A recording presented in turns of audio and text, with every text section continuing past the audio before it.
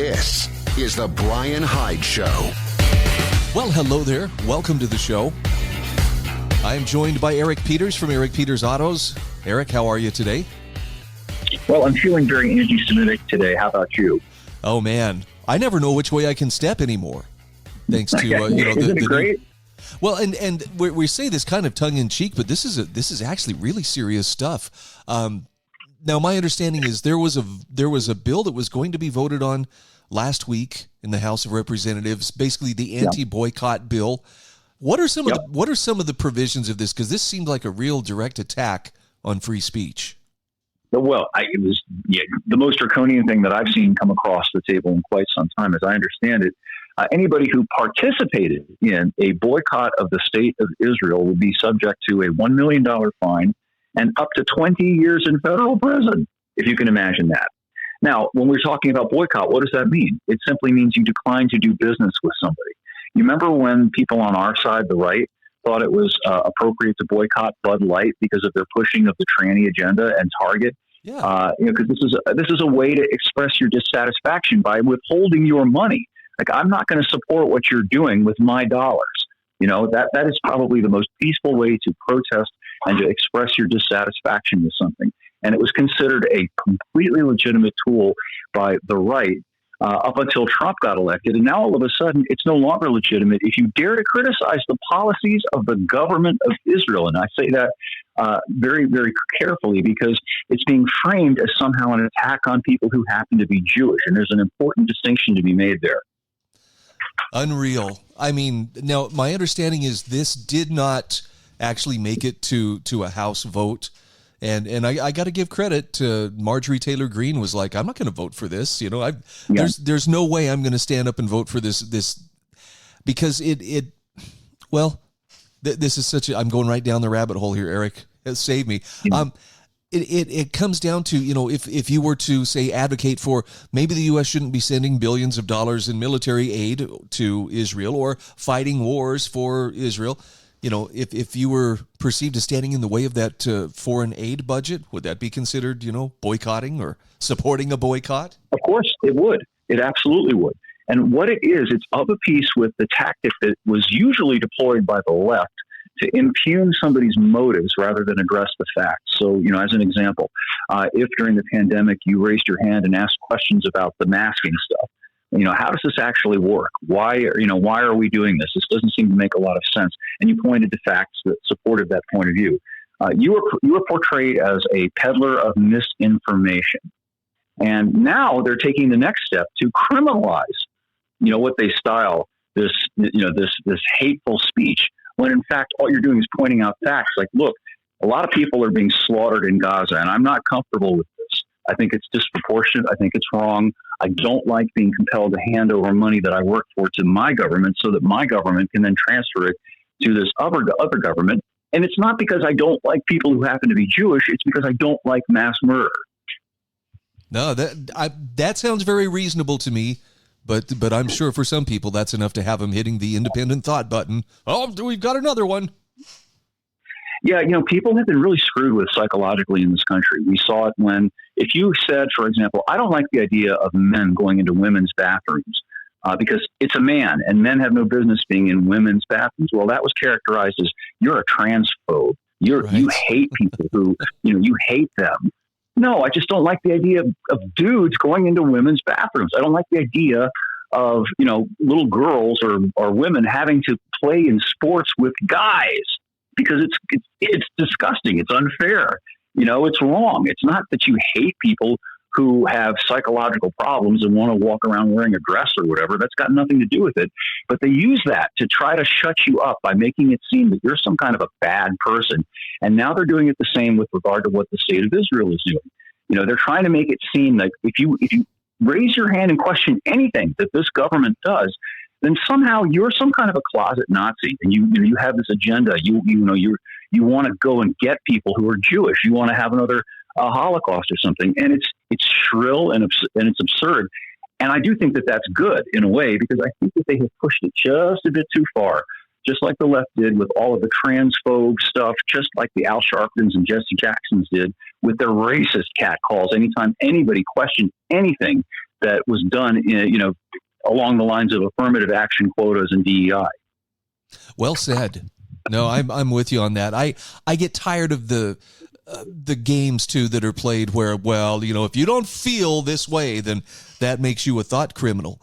And it's exactly the same game that unfortunately many within the gender identity movement will use. Well, you don't feel the same way that I do, therefore you must be my enemy.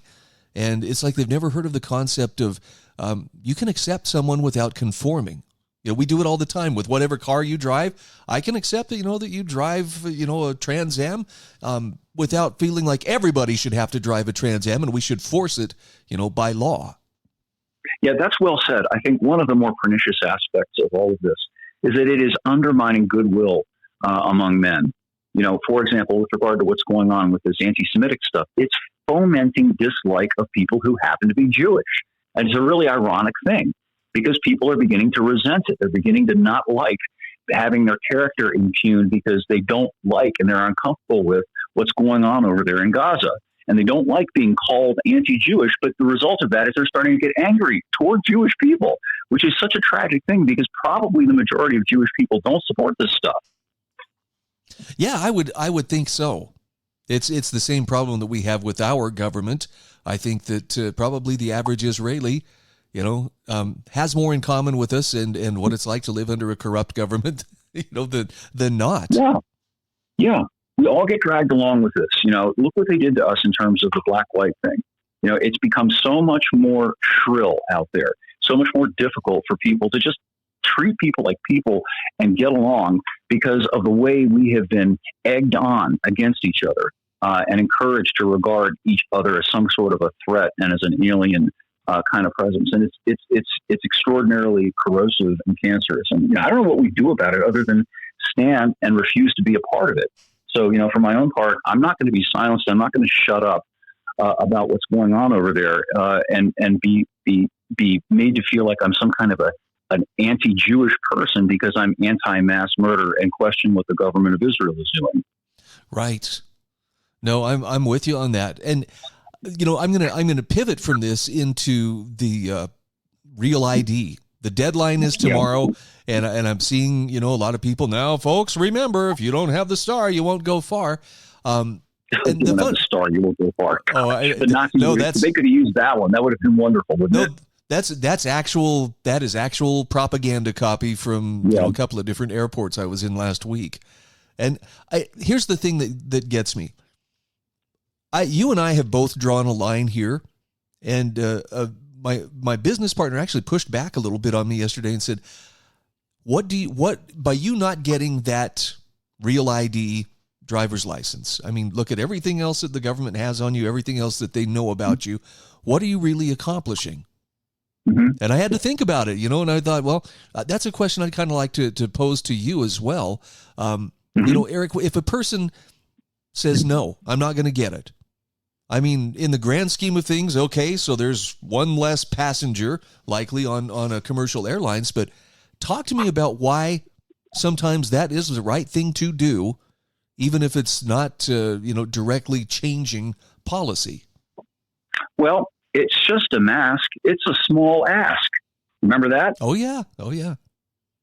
You're not going to comply your way out of this. The more you comply, the more they will put forth additional demands. That's the take-home point here. Of course, they've got all this information, but they have not yet made it a legal requirement that you have to possess a federal ID card to go pretty much anywhere. And that's ultimately where this will go. I had the same conversation with a good friend of mine. I asked him, the federal government is going to say that you're not allowed to fly within the United States from state to state unless you possess your real ID. Have you not then agreed in principle to having to produce a real ID to drive across state lines, to drive from state to state? Are we going to have checkpoints within the state now where you have to stop to show your real ID? Is that the kind of country that you want to live in? And by the way, these real IDs, as I understand it, they have RFID technology in it, which means that they can be used to track you. Now, of course, your cell phone can be used to track you too, obviously, but the difference is you're not required to have a cell phone. And you can, if you want to, and I do this every day, leave your home, go out for a drive without that cell phone, and therefore they can't track you.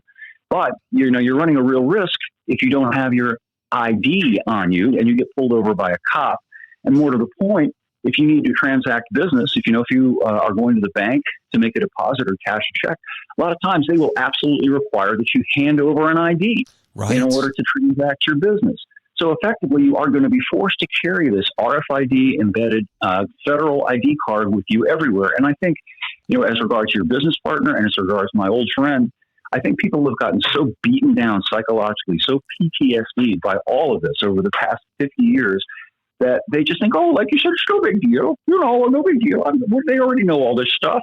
So it's not like they even have to slam the gates of the prison closed anymore because people will willingly just walk right into it. And close the door behind them. After all, I got manners. Right. And there's another aspect to this that just hit me, and it's only because we just within the last couple of weeks paid our taxes.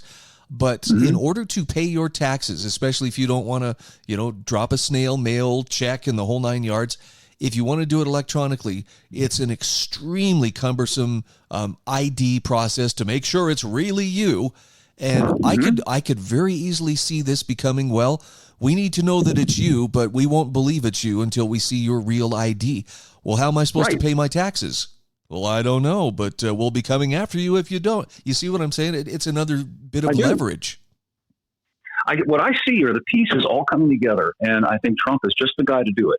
Forgive my cynicism of this inescapable electronic AI-driven panopticon, which will probably include some form of digital money on your phone, where literally everything that you do, financially and otherwise, is known in real time to the powers that be, and there's no longer any escape unless you're willing to essentially opt out of modern society and go live as an Amish person somewhere. That's essentially what I see coming. And I think it's going to be accepted by the MAGA people and the red hat crowd because it'll be their orange Jesus doing it.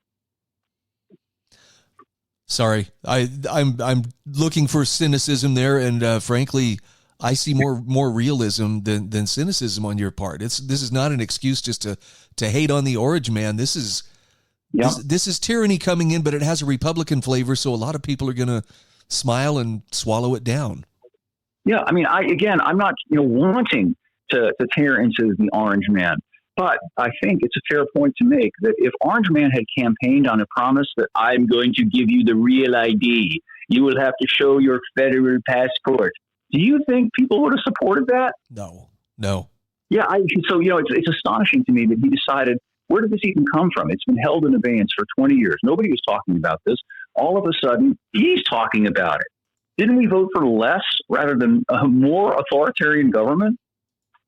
But we have a border crisis, and we have, illegals among us, and that's enough to get a lot of people to say, okay, we'll go ahead and take whatever freedoms you need, as long as you take care of those exactly guys. Right. And I was really worried about that during the election, and I kind of put those fears aside, hoped for the best, and I voted for him. But I feel like my worst fears are coming true, that they're going to use that pretext to impose this police state on people. Oh, we got to round up these dangerous illegals. And then next, of course, it's going to be those awful anti-Semites. And they're already literally doing that, They're already literally scouring people's social media posts and online presence. And if they find evidence of anti-Semitism, now, granted, it's only applicable so far to people who aren't actually American citizens, including people who are here illegally with green cards. They target these people for deportation because of anti-Semitism. How long do you think it's going to be before that applies to what Trump himself actually called homegrowns, meaning you and me? Wow. I swear every day we get just a little bit further away from reality. Can we shift? I'm feeling deja vu all over again because I've been doing this a long time. I've been doing this since the era of Bush, George Bush. And I remember feeling like I had somehow been transported to a different country when Bush became the war president. Right. And, all of a sudden, all these people who I thought were people who generally agreed with me and who wanted limited government constitutionalism had fallen down on their knees before their savior, their new Caesar, the decider, and were totally okay with turning America into a homeland and, turning airports and so on. into processing centers that more resembled a federal prison than an airport. And I asked them, what in the world are you guys doing? Do you not see that these horrible precedents that are being set? You're okay with all of this stuff. And most of them just didn't, they looked at me with blank stares. They just didn't seem to get it. And I think many of them still don't get it even to this day. Well, I know that every one of us at some point comes to a crossroads where we have to make a decision. Do I go along with this just because that's the easier thing to do? Or, maybe it's something you actually support. Do I just hunker down and hope that nobody notices that I'm not participating in this thing that I find distasteful? Or do you choose to step away from polite society and oppose it in whatever ways you can? Yeah, well, I think it's very, very important to not be defeated by this idea that it doesn't matter. Like your business partner who was essentially saying, "Oh, who cares if you decide not to get the real ID? What does it matter? What are you accomplishing?" And he's right in the sense if it's just you. I mean, you obviously will feel better about having taken a principled stand, but they're trying to make you feel isolated as if you're the only person who isn't willing to do that. And that's key to their strategy because they don't want enough of us to coalesce and to collectively do this and to say no and to stop complying. I said during the pandemic, you and I have talked about this, if only 20 to 25% of the general public had absolutely refused to put on the stupid mask and, not gone into stores that demanded it, stood up to their employers, it would have ended. The whole thing would have ended the next month because of the economic cost and it wouldn't have been sustainable. So it is really important to take a stand as an individual because it helps to make other people more willing to take a stand for the same thing. Hear, hear. And I do have to say, my business partner is a very freedom-oriented guy, and I think more than anything, what he's trying to do is just kind of push me a little bit on how would you explain that to people who may not understand? Why not just put up with a little inconvenience? It's just that much more. But you said it very well. It's at some point somebody has to stand up and push back. And I understand there's very likely going to be some inconvenience here. I will probably be on the receiving end of some disagreement, maybe even wrath from family members who are like, oh, this is going to make traveling so much harder. But I do it because other people need to see that it's being done. And hopefully me doing it in some way gives them permission to consider doing it themselves. Yeah, and I also think there's a moral obligation on the part of people our age who can remember things like the old Soviet Union and East Germany. In other words, these surveillance states where, and it was a joke in our time. We thought it was funny. Remember, papers, please. Oh, yeah. Yeah. Yeah. And we growing up when I was a kid in the 80s thought, thank God I'm an American and I don't live in a country where I have to present my papers to some government geek all the time.